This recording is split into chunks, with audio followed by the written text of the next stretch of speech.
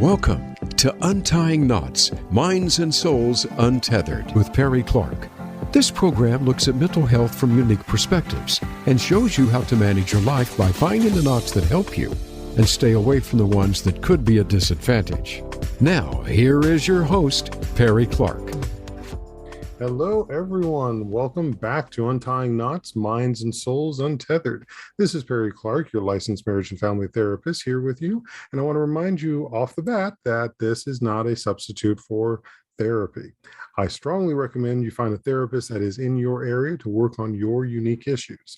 This podcast is for entertainment and educational purposes only.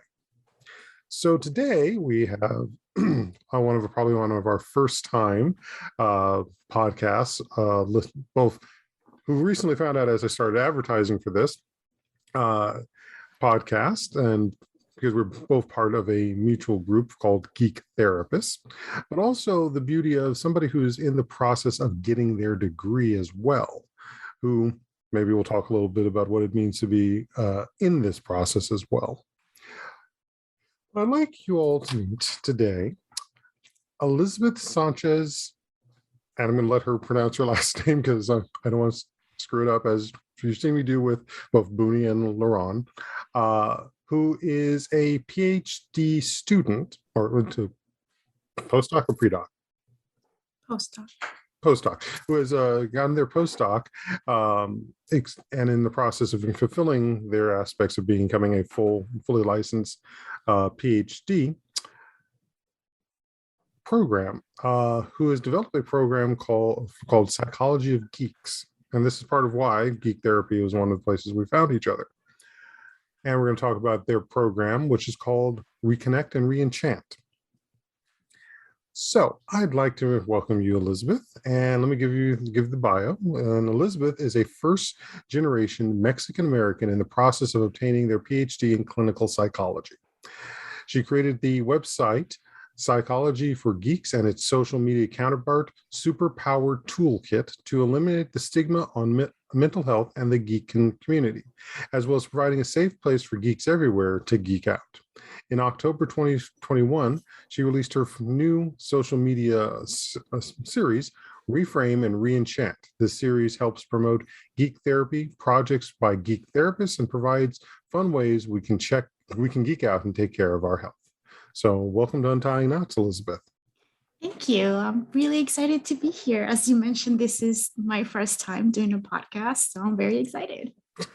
Welcome, and I'm certain there's going to be some more out there in the future as well. So how did you get in onto this? And this, especially as your bio says, you're the first generation Mexican-American who's pursuing this. So I'm sure that is a daunting task, a wonderful task, and also a heavy weight. Well, it's not something that I really thought about before. I just kind of knew that I wanted to become a psychologist. And I just went and did what I could to make sure that happened. And sometimes I get comments like that when people say, oh, it must have been really hard, or like, how did you get to be to this point? And I'm like, I just never thought about it, about how difficult it was or anything. I was just like, it's something I had to do.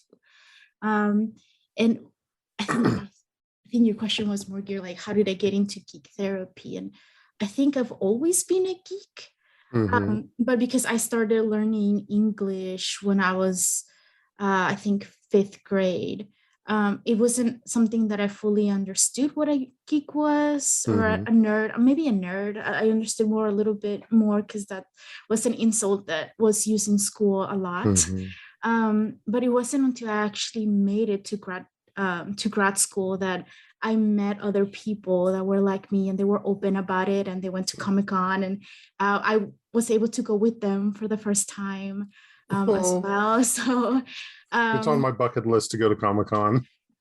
Yeah, it's an amazing experience. And it just so happened, I think Dr. Janina Scarlett is really a connection that I have with a lot of other geek therapists out there. And she was actually my professor in school. Yeah, so she had a class for one semester only, and I was just so lucky that I was able to participate.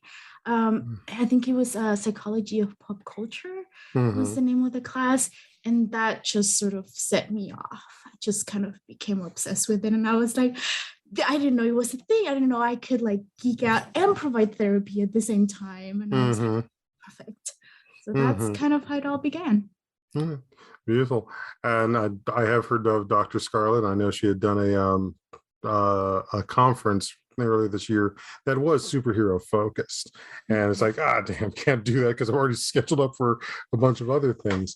But I think you brought up something that I know we haven't talked about in some of the other interviews I've done, the aspect of the idea that the nerd or geek is basically used as a taunt. It's seen as something less. And I'm wondering, just before we get into the deeper things, how much of that is something that we've also are dealing with the idea when we come to mental health. That aspect of we've all been shamed for our interest in this. We've been seen as somehow less or incompetent, the oddball. Well, you know, I have a friend who we worked together at a school, and we did a lot of therapy for group therapy for I think it was 4th and 5th graders. And it was just, you know, teaching basic skills, communication, about bullying, how to identify certain things, and you know, emotions, things like that. And at one point we did a group about bullying, and we mentioned how for us, when people call us nerds or geeks, it wasn't an insult anymore, because it's something that we identified as, right? We had a community of geeks who were very supportive of us, and we were great friends. So if somebody like used that as an insult, it just wasn't an insult anymore. For us. But there is, I think that's kind of why I started this whole social media thing, because I am one of very, very few especially my graduate program. Actually, I really got lucky because that's where I met my other geeky friends who are also in the same path. So I didn't feel as alone in that sense. But like once I sort of branched out, or in the practicums that I had, I was the only one. I was the only one who was doing this type of therapist. And I never encountered any sort of obstacles or setback from my supervisors. But then whenever I was talking to my coworkers or to other licensed professionals, they always kind of had this look in their face like, oh, okay. Like it wasn't something they fully understood. And I was one of the very few also like students who was highly interested in working with kids. So that was also, you know, part of it. And I think there is still a lot of stigma placed on the geek community and on mental health. So I was like, well, I think I would like to do my part and clear some of that a little bit and normalize it. And then there is one other element, which is the element that, especially for this program, we deal with our BIPOC element of existence when it comes to being geeks. So not only are we dealing with the sort of that stigma, what it means in our profession, we're dealing with the stigma of what it means in society, and then what does it mean within our own cultures to be interested in these things as well. Yes, as you were talking, the first thing that popped to mind was those conversations that I had with my parents when,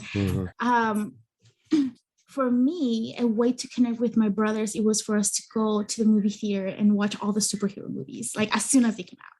That's how I started connecting with them, because I am the oldest one. So I was sort of gone out of the house when they were developing personalities and becoming very interesting individuals. So as a way for us to connect, that's what we did. And my parents were often sort of like, well, why are you going to the movies again? Are you seeing the same people again? And I'm like, Mom, but it's different. This Captain America, it's not just superheroes. It talks about like, you know, relationships and all of these other things that were like more in depth, but they were just never really interested in any of that.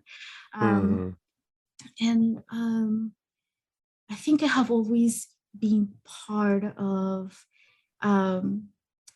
more of an international group of friends. So I was connected or friends with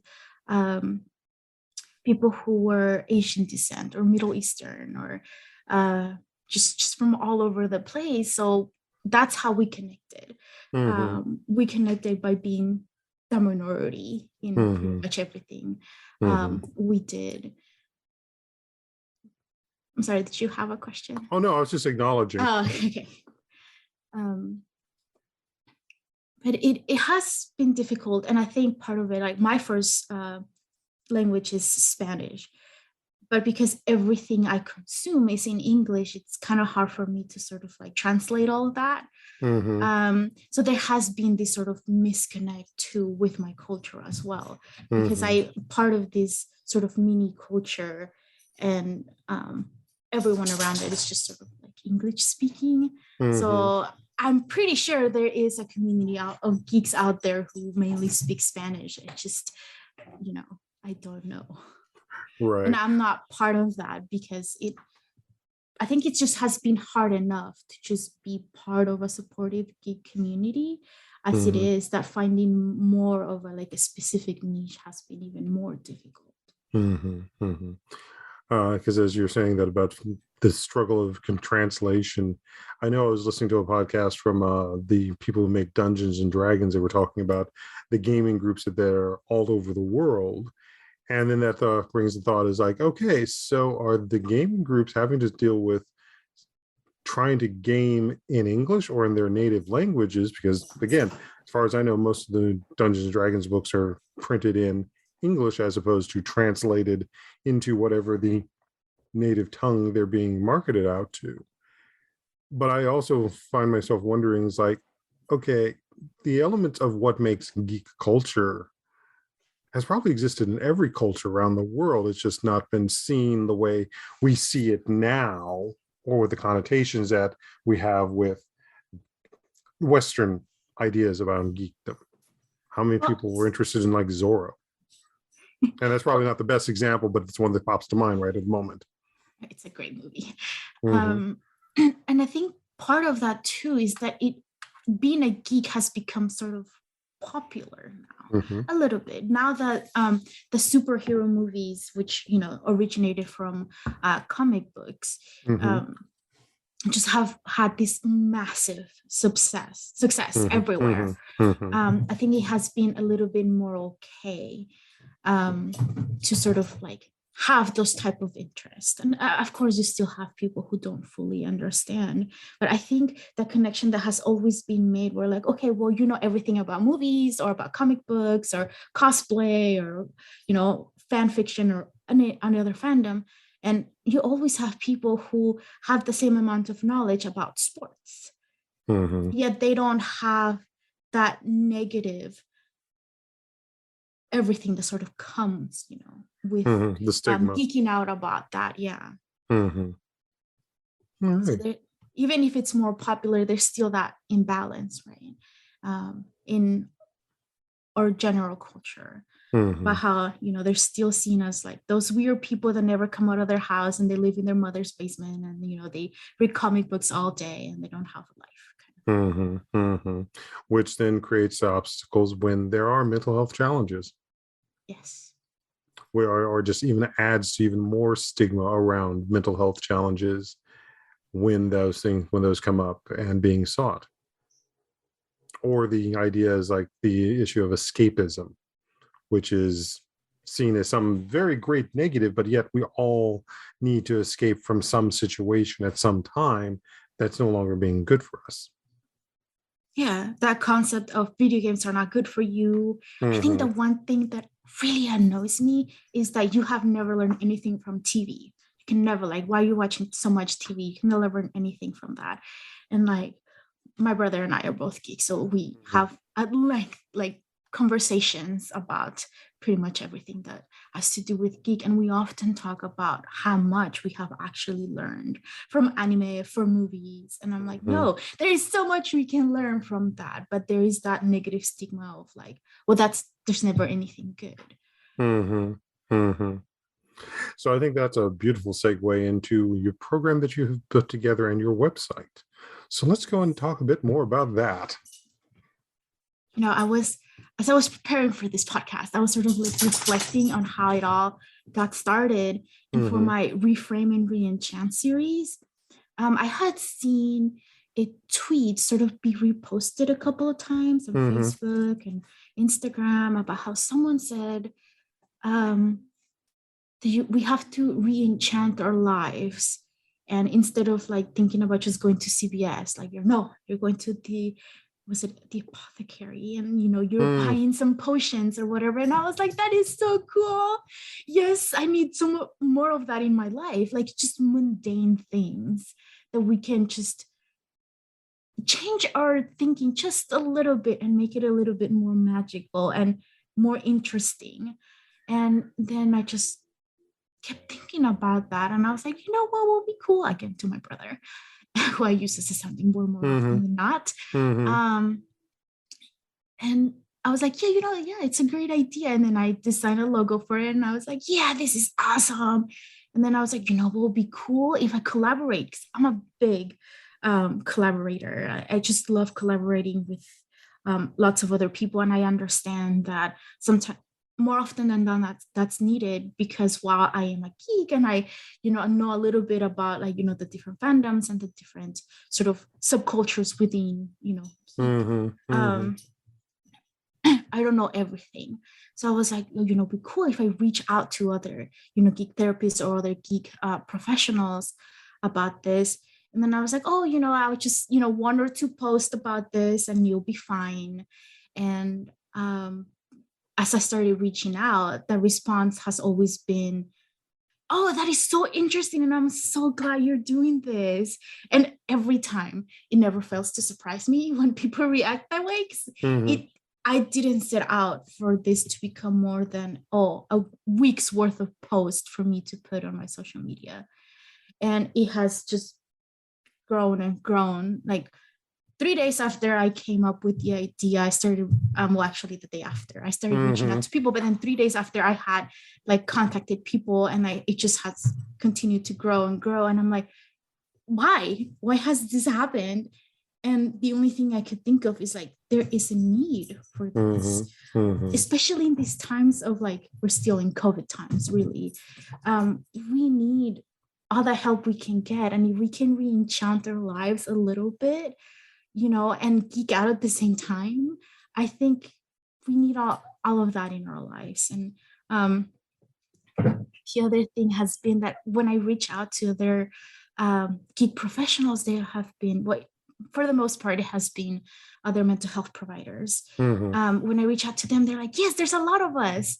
And I'm like, yes, there is a lot of other, geek providers out there, but we're all over the place. I've contacted people from New Zealand, Australia, Chicago, Texas, but they're nowhere anywhere near me. I'm in California, and I'm like, you guys are too far away. You need to be closer to me. So then it just kind of became this thing of I'm trying to hunt down the other geek therapist near me. So then we can create this sort of community, with us, because again, we can't do everything, and I feel like there is such a high demand for geek therapists out there that we can't see all of the clients, or referring out, or if for someone in your area. I think that would be fantastic. So I think this project has just sort of continued to grow. Beginning. Very much so. And I think that's also one of the things that adds, like we're saying, that sense of both the stigma and the aspect of not noticing the mental health challenges, where there is a beauty to escapism. Because we've got, like I said, those other professionals you were dealing with who basically started giving you those looks, and it's just the shy of patting you on the head saying that's nice. Yes, that's how it feels though. Yeah, that's the closest one. It's But I know there were equally points where, and during my training period, where it's like one of my supervisors says, "I can see where you want to go with this. That's great. Unfortunately, I just don't have the skill set to help you with that." And it's like, yeah, well, this is where I have to go out and basically go into the wilds myself. I think there's that. I think as I was preparing for this podcast, and again, one of the things I thought of, which I thought was genius, was thinking about how we really are the minority of the minority of the minority, right? Because we are mental health providers, which already there's not enough of us. We're BIPOC, which already there's not enough of us. And within that, we're also geeks. So there is nowhere near enough of us. So it sort of creates this, I feel like this fear too, where there are, I've seen, as part of a group that you mentioned before, the Geek Therapist, they often have websites or social media, but geek therapy is never really mentioned. They do it, and maybe there's something that they're passionate about, but it's not something that is fully advertised because not a lot of people understand it. People don't, it's still relatively a new area, I think, of mental health. So there isn't a lot of anything for it. So like, you're right. We just kind of have to go out there and sort of start to carve our own path for that, or create a way for it. Which, and it's sad to think, because I mean, I think one of the best therapies that could probably easily connect with and segue itself into geek therapy would be narrative therapy, and the aspect of using the story again. And there's more to narrative therapy than what I'm going to say here, but it's like the aspect of the stories that make up these geek stories, and these make up these nerd stories, are part of the ways people are finding ways to relate. And let's be frank, some of the stories that are created in the geek space are far more nuanced than some of the stuff that came in the end of the last century as standard media. Yes, I actually had a conversation about this the other day, about why I love superheroes so much, or superhero stories so much. Then at the end of like a 2-hour conversation, my brother was like, I figured it out. You don't necessarily like superhero stories. You like stories. And that's something that I have come to realize, just sort of about myself and my culture, because I am, like you mentioned earlier, Mexican-American, and I have people say, oh, you take too long to get to the point. And then I was like, oh, okay. And I was like, just in my writing and just whenever I'm speaking, people, they're like, okay, that's nice, but you don't have to give me all this detail. And then I'm like, well, why do I give so much detail? I started thinking about it. And then I'm like, because my mom will ask for all of the detail possible. Like, it had to become this story that you told. It was like, how was your day at school? Or like, an interaction that I had with a coworker or something I learned. It just had to become this thing. And I think it's just part of my culture, stories, telling stories, listening to stories. And I'm like, that's why I love history so much too, because they're just basically stories that are being told. And that's how I kind of got started into the geek community. I started reading, and those are stories. And then I got to comic books and fan fiction and everything. They're just stories. And then now I'm starting to learn more about cosplay, and cosplay itself is a story. There's a story behind everything. And that's why I love therapy so much, because you go into the therapy session and you're telling stories, right? But there is this sort of underlying thing, like you said, like for narrative therapy, that's I don't think there's enough of that. Enough of enough professionals that do narrative therapy. But there's a need for all of this. Very much so. And narrative is all of these things, as we're talking about here, connect with our emotions, which is the thing that we work with as therapists, and being able to see the emotions that a story generates in us as one of the big ways of being able to address change and help people move forward. But then also as BIPOC, whether it is Mexican-American to African-American, all of our histories, all of our worlds and cultures were built with stories first and foremost before we got to the written word. Yeah. And, sadly, that something that I recognize within myself is that even though I love history so much, I don't know that much about the history of my culture because it's full of very painful moments that I can completely relate to.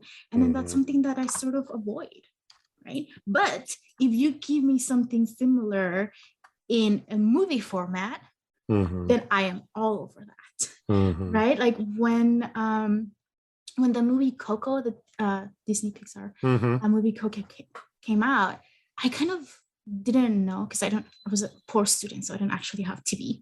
So I didn't know it was coming out. But my mom knew that it was going to be shown in Spanish in selected theaters. It was the first time ever that she said, "Let's go watch a movie." And of course, I'm a movie fan, and I'm like, yes, whatever you want, as soon as we can. And we went, and throughout the whole movie, I was just crying. Just tears kept coming. And my mom was like, why are you being so weird? And she just thought it was hilarious. She would tell everyone about it. But it was just the fact that I was seeing my actual culture reflected out there. And I'm like, it was one of the first times that I had seen it reflected in such a realistic way. Because of course you have telenovelas and all those things, but that's not necessarily the same. Right. And I think what was shown about the Mexican culture were the things that I loved the most about it. Right? Like that connection with family, that support, that sort of two-sided coin where it can be very helpful to have that support, but also they can hinder you because whatever they say holds so much value for us,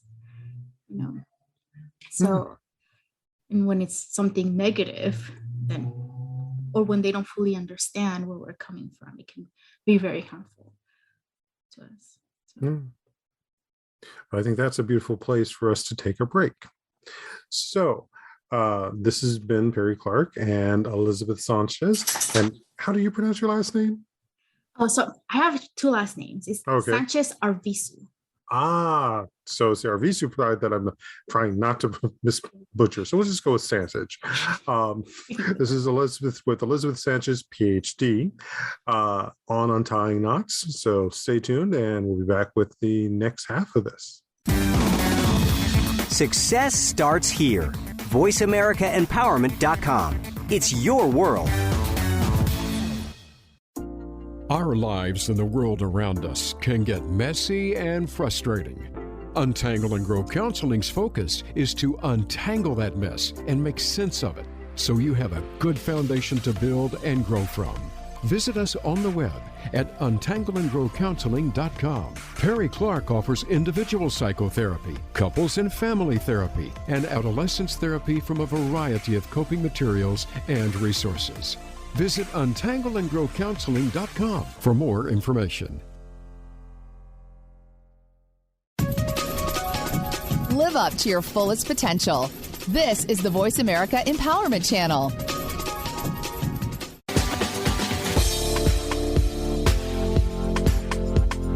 You are listening to Untying Knots, Minds and Souls Untethered. If you have a question or comment about our podcast, send an email to pclark@untyingknotspodcast.com. That's pclark@untyingknotspodcast.com. And now, back to the program. Hello, everyone, and welcome back to Untying Knots, Minds and Souls Untethered. This is Perry Clark, licensed marriage and family therapist, here with Elizabeth Sanchez, PhD. So we were just talking a bit about the idea of the narrative and the stories that connect us.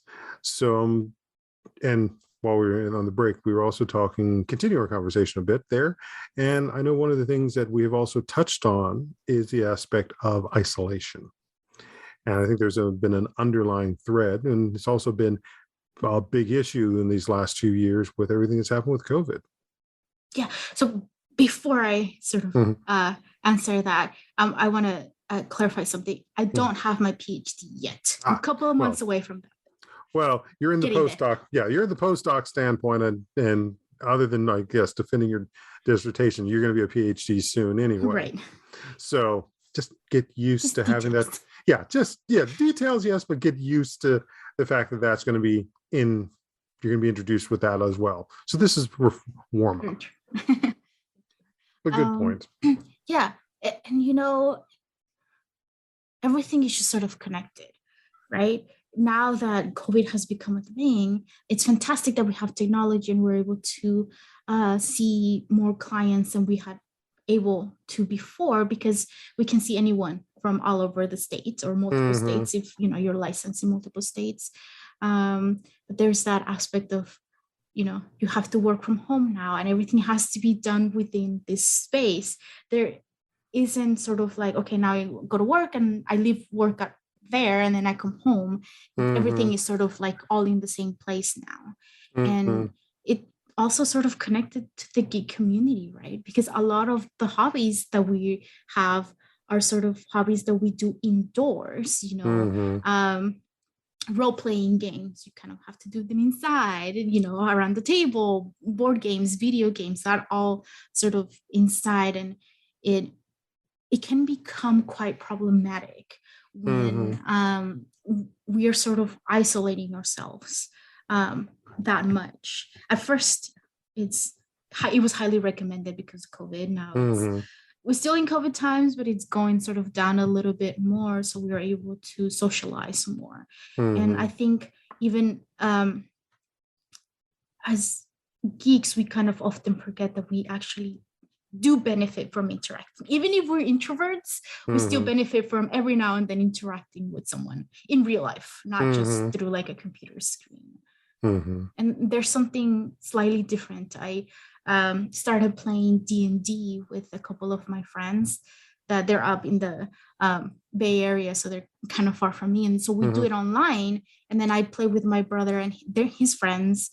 And it's just a completely different experience, right? Playing it in person as opposed to like a computer screen. So, similar things can be said about therapy, right? It's a completely different experience. And, some people might prefer it, just, being in their own home, feeling safe and not having to go out and sit in the weight room and, feeling like you're being judged or anything like that. So it's great that we have that option now.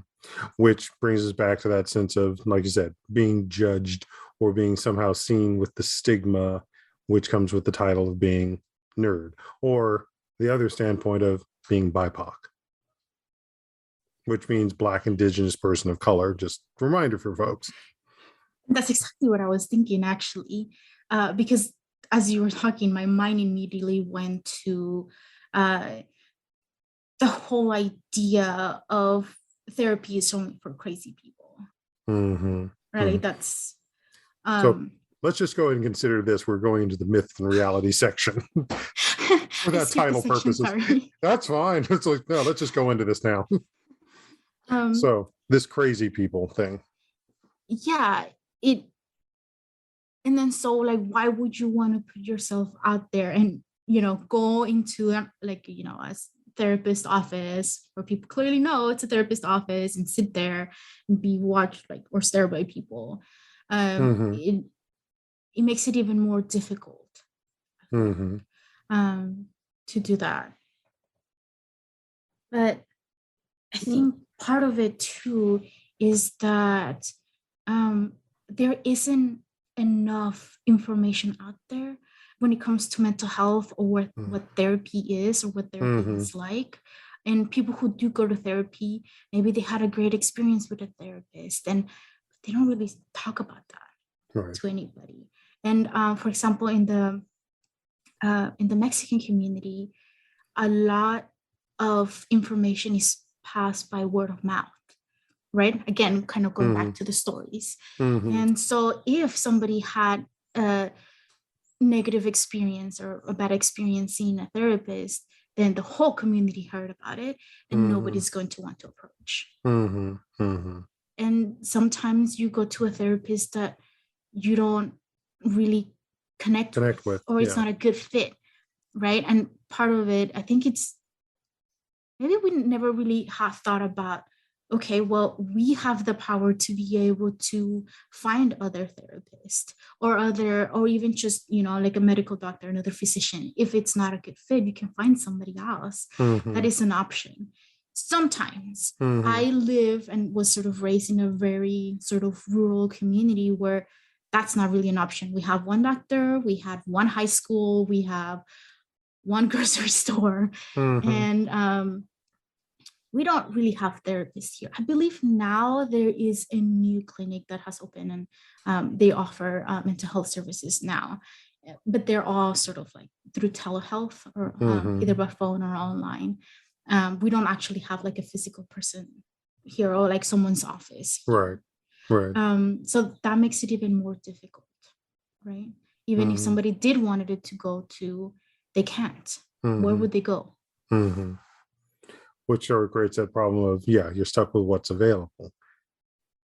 And if what's available isn't, say, competent in all areas, which frankly, no one can be competent in all areas, there's a way that it just sort of tarnishes the image and idea about getting that help in the first place. Although as you were talking about it, there was the other thought that was clicking in my mind too, was given everyone's history, where does the idea that being crazy also connects with a moral failing come into play as well? And a moral failing would be very much the purview of religion. I had a conversation a while back with someone who was, I think they were majoring in psychology in college. And they said that they left that because a lot of the concepts that were discussed in the class did not correlate with the religion. And so they just prefer not to continue. And I kind of sort of forgot about the interaction right now. But then I did realize, like, the more I studied and the more I practiced, the more I realized that there has been this sort of like friction between religious organizations and mental health organizations, right? And then so there isn't, I think neither side fully understands the other. So for a while I worked at it was a office that was affiliated with the Catholic Church. And so one of the things that we talked about when people reached out to us was like, no, we're not going to talk about religion. That's not what we do here. We are affiliated with the Catholic Church, but this is the therapy session. We don't do that unless that's part of, your culture and your religion and you want to discuss it, then we can definitely go ahead and do that. But I think there's this aspect of like, oh, well, it's science, or you don't believe in what I believe, or you don't fully understand, or, in the past, a lot of religious experiences have been sort of categorized as mental health issues.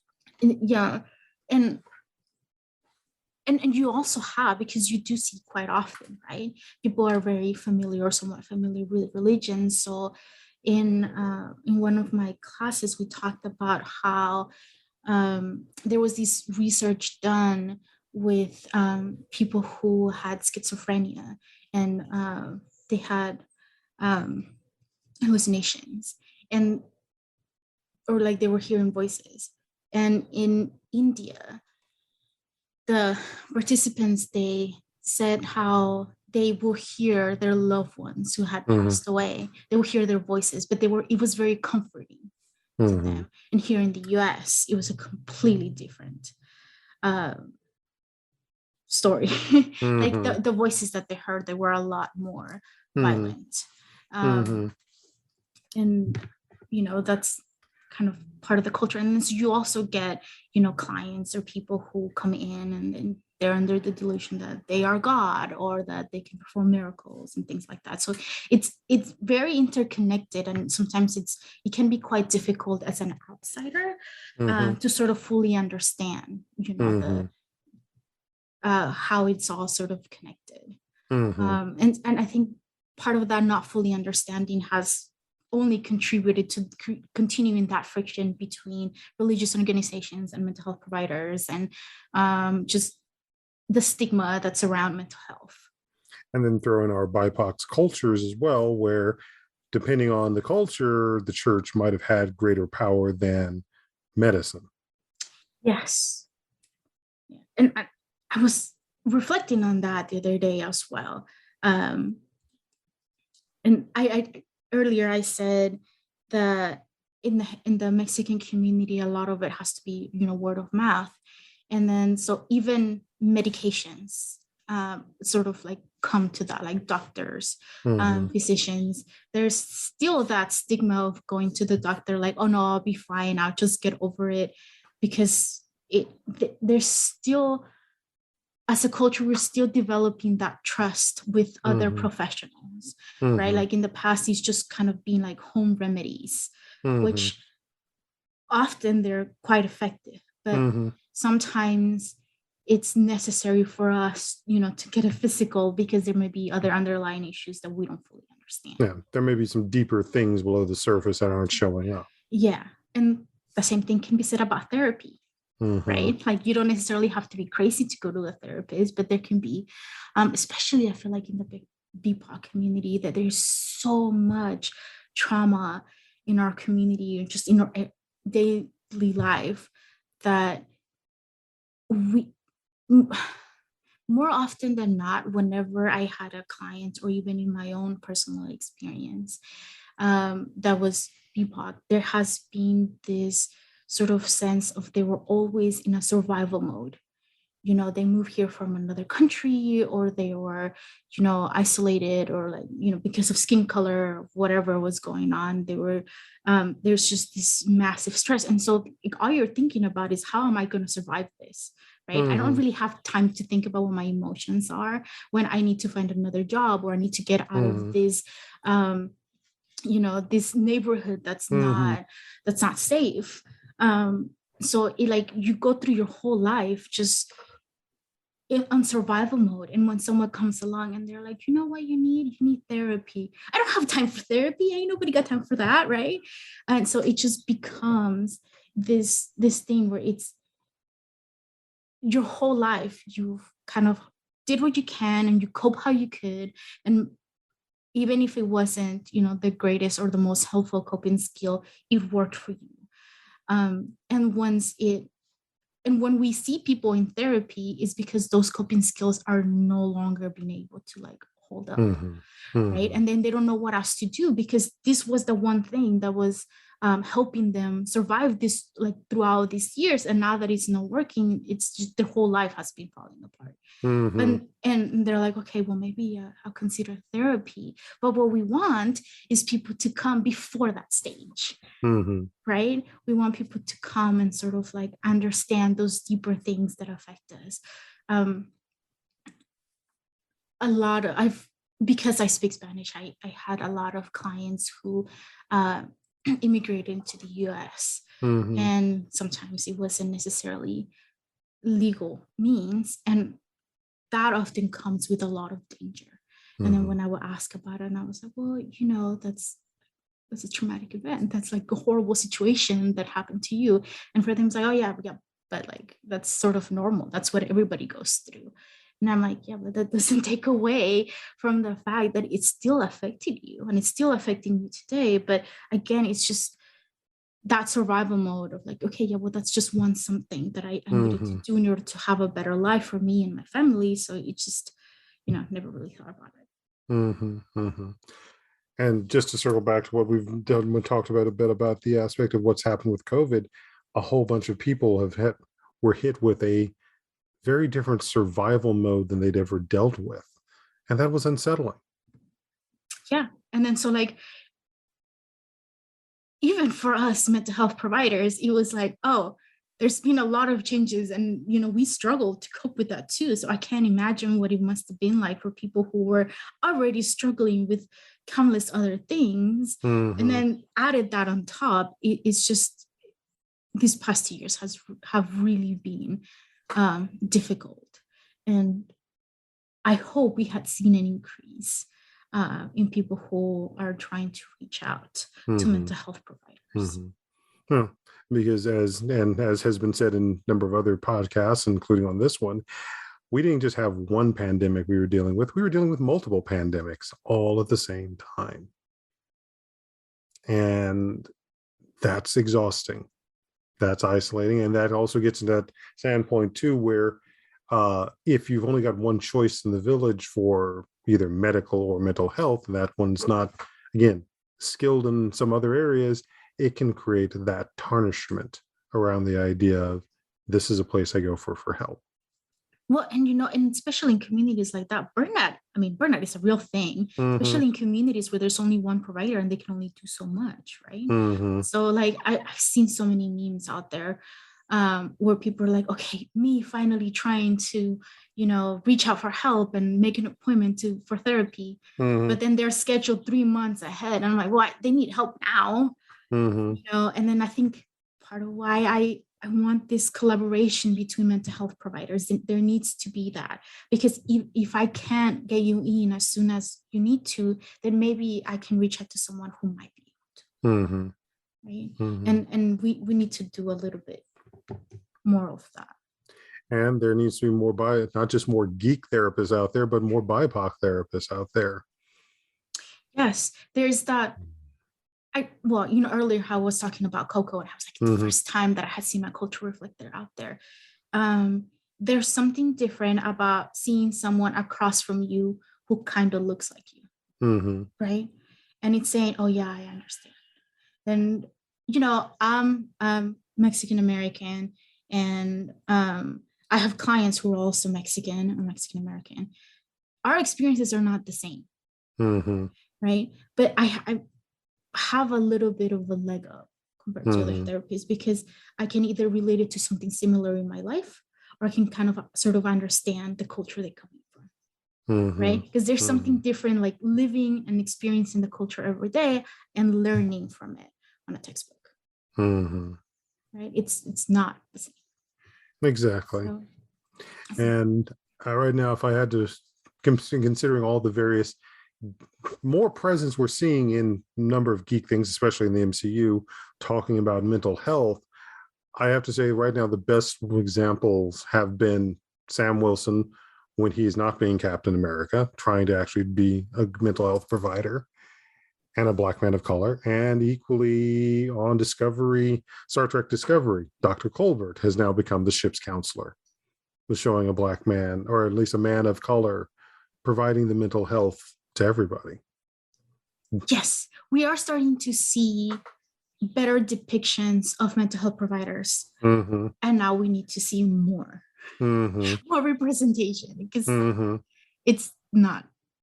not always the same. We're not The Office. We don't always have a couch where people lay down, or like how like the typical. It's very stereotypical, I feel like, the depictions on the media of what we do. And I know there's this organization now that's trying to connect like movie studios and anyone who's doing sort of animation and any of that, like media, to mental health providers to talk about how they can sort of incorporate it more and make it more realistic, which is fantastic. Yep. Well, I do not remember the name of that. Well, that's one we can basically put into the notes in the future, because I'll be frank, we're recording this in December, but this is probably going to be airing in March. So we got some time to find that, so we can add that to the notes. And equally, it's like what the beauty we saw with Inside Out as well. How many more people started learning a bit more about their emotional states from that movie? Yes. And I just, I love the fact that they did that in a children's movie, because as children, that's when we need to start learning about these things, right? Not as adults. As children, the sooner the better. That we start learning, and it was made so easy to understand, and I think it took away a lot of that fear, right? And I think part of the beauty of geek therapy is that sometimes you might not be fully willing to disclose or discuss, things that are very painful for you. But if something similar has been shown on TV, then it may be easier for you to talk about a certain character or their journey, right? And then you can take what you learn from that character and apply it to your life. And, little by little, then we can be like, okay, well, then feel more comfortable in therapy or with the therapist, and then you can discuss, the things that have been painful. But to start, I think it might be safer sometimes to be like, let's talk about this character or this movie first. We can learn a lot from that we can apply to our own lives. So I think that's a beautiful place for us to wrap. So how can people contact you to continue to network and find more of the Re-enchant and Reframe, Reframe and Re-enchant? There you go. Yes, so I am constantly looking for more, not just mental health providers, but any geek professional, whether you're a doctor or a nurse or a dentist, whatever it is that your profession is. If you love geeks and you apply it to your practice, feel free to reach out. I have a website, psychologyforgeeks.com. And on my website, I have my email. You find it. And you can also reach out to me through social media. My social media is Superpower Toolkit, but spelled slightly different. So it's Super PWR Toolkit. And I am on Facebook, Instagram, Twitter, and Tumblr. All righty. So we'll have that in the show notes as well. And Elizabeth, I want to thank you for being on here and having this chat with us. And we will be doing some more collaborations before all things are said and done. And maybe I'll have you come on as a co-host as well. Oh, that would be fantastic. And thank you so much for creating this space for us to talk about things that are very important. You too. So this has been Perry Clark with Elizabeth Sanchez on Untying Knots, Minds and Souls Unbound. Untethered. Sorry, thinking about Harlem Unbound, the RPG game. I was recently talking with a friend about that. So join us next time here on Voice of America. Have a good day, everyone.